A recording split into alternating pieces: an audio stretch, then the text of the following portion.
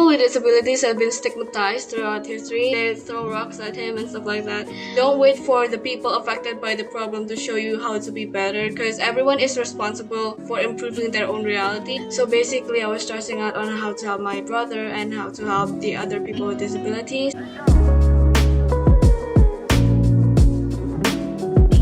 Hello everyone, welcome to the fifth episode of Empowering Convos. I am Ishita Shukla, a member at the Designing Department at Empower, and we have a very special guest with us today, Maria Fariska. She is the founder and executive director of two nonprofit organizations, Carry and Society. She's also the public relations officer and project manager at Impactional, the assistant director of outreach at Girls in STEM, and a thread ambassador. So, Mara, could you talk a little about yourself and the organizations that you founded? Hi, yeah, thank you so much for inviting me. I'm so excited to be here. So, hi everyone, my name is Maria. I'm 15 years old. I'm a high school sophomore from Malang, Indonesia, and I'm also the founder and executive director of CARE, which is an organization that raises disability awareness among youth from across the globe. I'm created this organization because I'm inspired by my brother. So I have a brother who has an intellectual disability and autism, and growing up, I always watch him being discriminated against by his classmates. So basically, I was stressing out on how to help my brother and how to help the other people with disabilities. So inspired by my brother, CARE was established in 2021, and as of now, it has over 40 board members. Our vision is to raise disability awareness among youths and to educate the society through platforms and programs with the hope of minimizing discrimination against people with disability, changing disability stigma, and fostering an understanding of the disability community. We have three missions so far. The first one is to establish an inclusive working system with diverse members from across the globe. The second one is to empower and facilitate youth with knowledge regarding topics of disability and anything in between. And the third one is to plan educational program that raises disability awareness. And about Society, Society is a nonprofit organization that aims to give accessible STEM education to underprivileged students in Indonesia. Our vision is to create an accessible learning and to help as many underprivileged Indonesian students as possible so they can get free education to equalize STEM education. That is so great, and it's lovely how your brother inspired you to found CARE. So, I think we should first discuss what exactly is disability stigma so that our viewers can get a more insightful look into the thing. So, would you like to go first? Yeah, for sure. So, disability stigma is a negative side of beliefs about people with disabilities. People with disabilities have been stigmatized throughout history, and in many cultures, disability has been associated with curses, diseases, dependence, and helplessness. Disability stigma can play out in seven ways. The first one is social avoidance, where people with disabilities may be left out of social activities or they may find that their friends are becoming more distant after they develop a disability, and people may be hesitant to make eye contact or start a conversation with someone who has a physical disability. So that's a social avoidance. That's number one. The second one is stereotyping. People with disabilities may be presumed to be helpless and unable to care for themselves. I think this is one of the most popular stereotypes, which of course is not true. Or another stereotype is people with, for example, speech impairment are presumed to have other disabilities which they don't have. And another popular stereotype is all disabilities are visible, which obviously are not. Some disabilities are not visible, so you can't tell by just looking at the person. And the third one is discrimination, which obviously is where people with disabilities may be denied job, housing, or other opportunities due to false assumption or stereotypes about disabilities. And sadly, this still occurs today. And the fourth one is condescension, which is where people with disability may be coddled or overprotected due to perception of their helplessness. Because sometimes we think that, oh, we need to protect people with disabilities and we need to help them in blah blah blah ways, but not all of them need that. People with disabilities, some people with disabilities can take care of themselves and they don't need that much protect and help from us. So don't underestimate people with disabilities. And the fifth one is blaming. which is where people with disabilities may be blamed for their disabilities or accused of using their disabilities to gain unfair benefits. The sixth one is internalization, which is where people with disabilities may adopt negative beliefs about their disability, so they feel insecure and their self-confidence is not that high. And the seventh one, or the last one, is hate crimes and violence, where people with disabilities may be targeted in hate crimes and they are more likely to be victims of sexual and physical assaults rather than people without disabilities. So that's what disability stigma is about. Yeah, that's great. I mean, basically, it's all about how just people make assumptions that people with disability are like very helpless, they cannot make their own decisions and are generally excluded from the society. They're denied job opportunities, social opportunities. And I think I read there somewhere that there are some cultural or religious beliefs that say that disability is the result of witchcraft or the sins of previous generations. It was just very shocking to me as to like people can make such assumptions with them, with people with disability.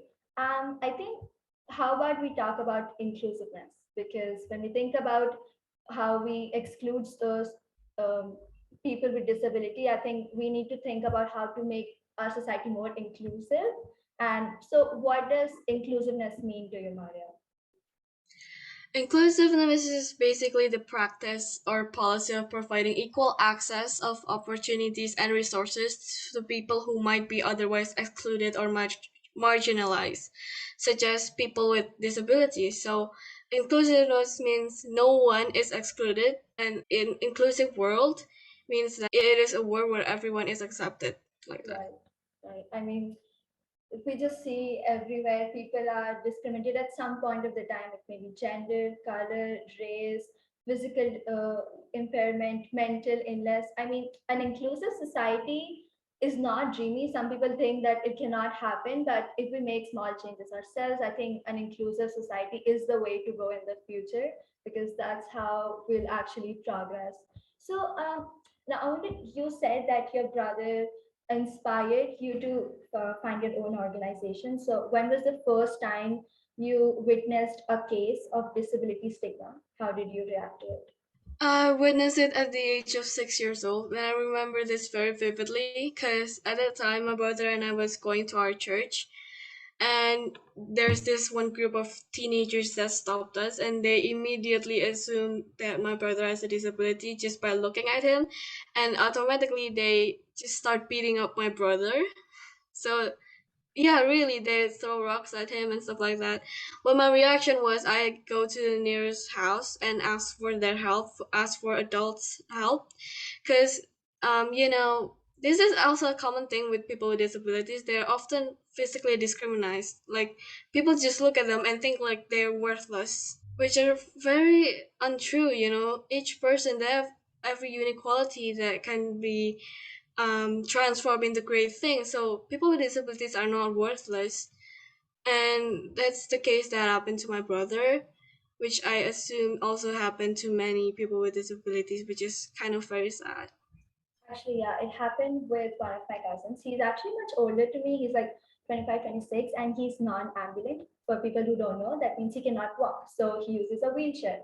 So every time somebody would come to his house, and because I visit him very often, okay, so every time somebody comes to his house and they're like, oh, it's very sad that this happened to him, and they talk to his mother, like, it's like, oh, we're very sorry, we're here for you. They don't have to pity him. He's actually very dignified.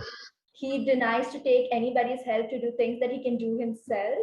And it's just the fact that people pity them so much. It's not the case.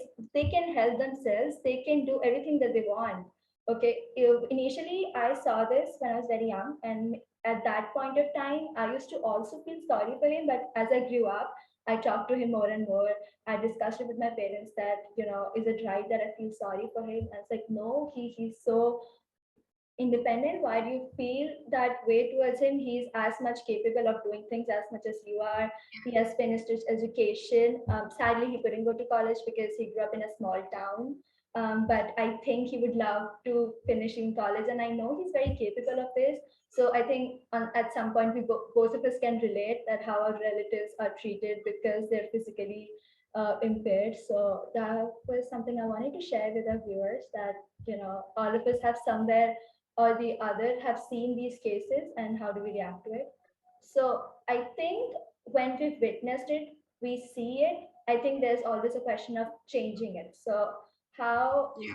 how have you, like, what are the ways that we can prevent disability stigma? What have you done about it? How have you educated people regarding this? Yeah, so I think there are four simple ways to create a more inclusive world, to eliminate disability stigma. Of course, these are four out of many ways, but these are, I think, four of the most important ways that you can do and what the government and the schools can do to help eliminate disability stigma. So the first one is to avoid assumptions. One of the most common mistakes in everyday interaction is to make assumptions, and although it is often developed unconsciously, it is important to recognize the moment when we apply them to our interaction with others. Because, for example, you can't assume one's disability because not all disabilities are visible, right? So you can't just look at a person and say, oh, he has a disability, oh, he's not. So some of them have invisible disabilities that we can't predict them. So don't make assumptions when you look at a person. Or if even if you have assumptions, just keep it to yourself. Don't say it to the person because it might be offensive. Because of course, if we can't help if we develop an assumption, but just keep it to yourself. And the second one is to be aware of your privileges, because although talking about privileges can sometimes be difficult and very uncomfortable, it is very crucial to be aware of our own privileges in order to adopt a more inclusive attitude. For those of you who don't know what privilege really is, privilege are social and political constructions that are translated to hierarchical relationship in our everyday and professional lives. It is important to acknowledge how this system of privileges works and where we position ourselves within it, because not all people with disabilities are privileged, and we need to recognize that, and we need to position ourselves of where we are in the privileged system in order to respect them. And the third one is to be proactive in educating yourself on the topic. I think this is the most simple way to do, especially now we have internet. You can just simply research online. You can find essays, articles, reports, and if you don't have the time or desire to read the articles or reports, you can try to follow Instagram accounts of people who advocate on the topic, accounts that educate about inclusion and equality. It basically doesn't matter which channels you use to inform yourself, but what matters is that you do it in a proactive way. And don't wait for the people affected by the problem to show you how to be better, because everyone is responsible for improving their own reality, and everyone has the power to change things and to learn how to make the world more livable and sustainable for everyone. By doing your part and educating yourself proactively is a basic fundamental step in becoming a supportive ally. And the fourth one is, I think, what schools can do to help eliminate disability stigmas is to adjust our education curriculums. Right now, we have three types of education curriculums. The first one is exclusion curriculums, which using this curriculum, students with disabilities are not allowed to attend school, or they're given a specific condition to attend school. And the second one is segregation curriculum. Using this curriculum, students with disabilities can attend schools that are only meant for students with disabilities. So they are limited and isolated from their peers. The third one is integration curriculum, which forces students with disabilities to learn using means that do not meet their needs. The curriculum that we need to have is inclusive curriculum, which is a curriculum where students with disabilities are placed in the same class as other students, so no one is left out. And teachers need to adjust their teaching materials and methods to meet the needs of diverse learning of all students. Schools need to adapt to inclusive curriculum where all students are equipped with knowledge and skills for lifelong learnings. And they should have infrastructure and programs that support students with disabilities. So those are I think, four ways that we can do to eliminate disability stigma. That was like so informative.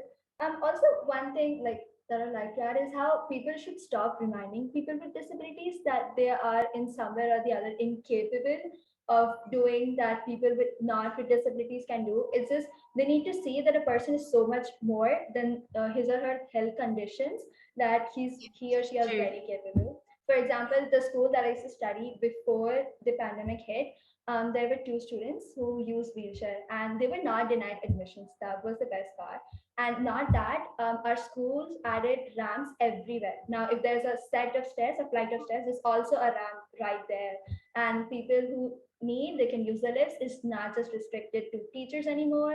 And it was just talking with those two of my friends, I got so much insight because there were some students who felt sorry for them, and that was the only reason they used to talk to them. But I think as the year passed by, we learned so much about them. Initially, our teacher said that don't take them out when you have physical education period, but some students revolted, said that no, we'll take them out and we just soak them in the sun when it's winter time. And even if they think that oh, physical education is not for them, so why should we take them out? That's not the point. We took them out, we had fun roaming around the ground. I think small changes in our lives, in our perspective or judgments, can help them too. So we should always Totally. support them, but not out of pity or sympathy, but actually understanding what life is for them, putting ourselves in their shoes. And I think then supporting can Yeah, be totally. a great deal. Yeah, There's I totally agree. exactly.